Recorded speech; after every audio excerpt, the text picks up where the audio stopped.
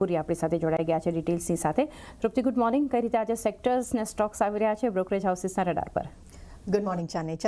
શરૂઆત આજે આપણે સેક્ટરથી કરશું. તો ખાસ કરીને હોટલ કંપનીઓ પર અહીંયા એક પોઝિટિવ બ્રોકરેજ રિપોર્ટ આપણે સમક્ષ આવતા જોવા મળી રહ્યા છે. HSBC તરફથી છે. અહીંયા તેમનું કહેવું છે કે ઇન્ડસ્ટ્રીયલમાં એક સારી સ્થિતિમાં અત્યારે ઇન્ડસ્ટ્રી જોવા મળી રહી છે. તે સાથે તેમને પણ કહેવું છે કે મજબૂત માંગ છે, લિમિટેડ સપ્લાય પણ અહીંયા જોવા મળી રહ્યું છે અને સિલેક્ટેડ કાઉન્ટર માટે તેઓ ખરીદારીની સલાહ પણ આપી રહ્યા છે. સેલેટ હોટલ્સ માટે તેમને ખરીદારી સાથે અહીંયા કવરેજ શરૂ કરી દીધું છે. લક્ષ્યાંક તેમને ₹1144 પ્રતિ શેર કર્યા છે.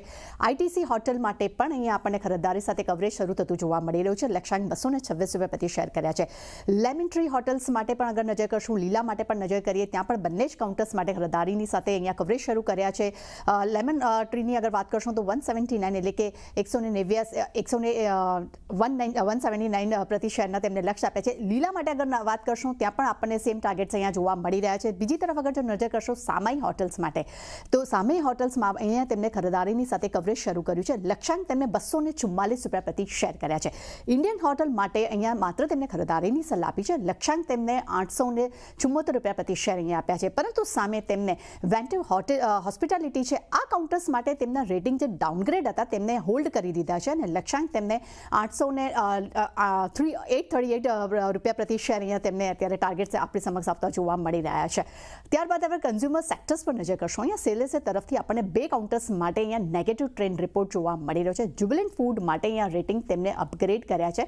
અંડર પરફોર્મથી તેમને હોલ્ડ કર્યા છે. લક્ષ્યાંક તેમને ₹477 પ્રતિ શેર કર્યા છે.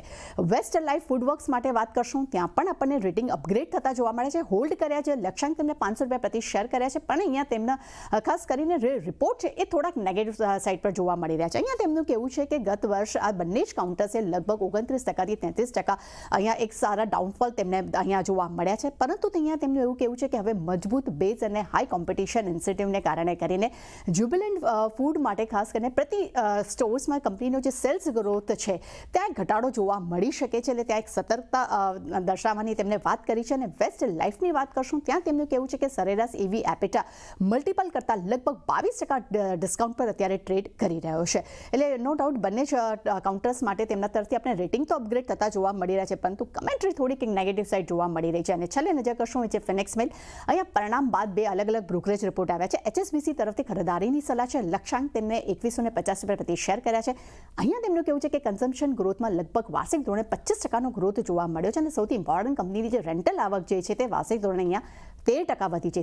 સાથે તેમનું એ પણ કહેવું છે કે લેગસી મોલ અને ઓફિસ ટર્ન અરાઉન્ડનો એક સારો સપોર્ટ જે છે તે આવનારા સમયમાં આ કાઉન્ટર પર જોવા મળી શકે છે. જેફરીઝ તરફથી પણ ખરીદારીની સલાહ છે.